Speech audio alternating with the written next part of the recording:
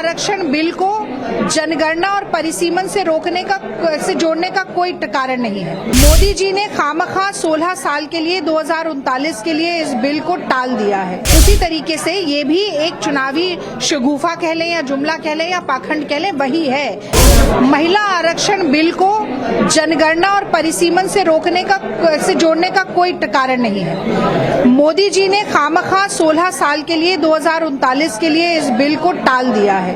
Congress party का सीधे सीधे ये कहना है कि आप महिला आरक्षण का फायदा 2024 से दीजिए।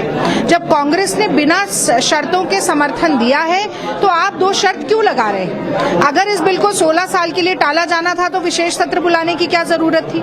ये आनन फानन में आप क्यों बिल लेकर लाए? वो सिर्फ इसीलिए किया जा रहा है कि चुनावी हार सुरसा के समान मुंह बाए सामने खड़ी है और इसीलिए डूबते हुए मोदी सरकार को महिला आरक्षण का सहारा चाहिए। लेकिन महिलाएं भी ये बात अच्छे से समझ चुकी हैं कि जैसे उज्ज्वला योजना का झुंझुना पकड़ाया था और 1 साल के भीतर 40% महिलाएं फिर चूल्हा फूकने पर आ गईं, उसी तरीके से ये भी एक चुनावी शगुफा कह लें या जुमला कह लें या पाखंड कह लें, वही है कि चुनाव में 2024 में किसी तरीके से जो पैरों के नीचे से सियासी जमीन खिंच रही है वो बच जाए। लेकिन देश की जनता और खासतौर से महिलाएं तो बहुत अच्छे से समझती हैं, क्योंकि उनको ही सबसे ज्यादा ये पीड़ा भुगतनी पड़ती है जब मोदी जी का 15 लाख रुपया देने का जो वादा है वो झूठा होता है, जब 2 करोड़ नौकरी देने का वादा झूठा होता है, जब किसानों की आय को 2022 तक दुगना करने का वादा झूठा होता है, जब बुलेट ट्रेन का वादा झूठा होता है, जब पेट्रोल और डीजल को 40 रुपए तक लाने का वादा झूठा होता है, जब रुपए और डॉलर को समांतर बनाने का वादा झूठा साबित होता है। तो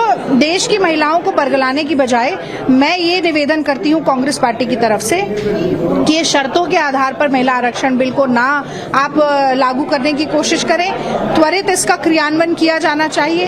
इसके साथ साथ जो महिलाएं दोहरी मार झेल रही हैं, जो ओबीसी वर्ग की महिलाएं हैं, उनको भी आरक्षण मिलना चाहिए, कोटा विदिन कोटा होना चाहिए और जनगणना जो होने वाली है वो कास्ट बेस्ड होनी चाहिए, क्योंकि देश में नीति निर्धारण तभी सही हो सकता है जब हमें पता हो कि कितने दलित, कितने आदिवासी, कितने ओबीसी, कौन सी महिलाएं दलित हैं, कौन सी महिलाएं ओबीसी हैं, संख्या क्या है।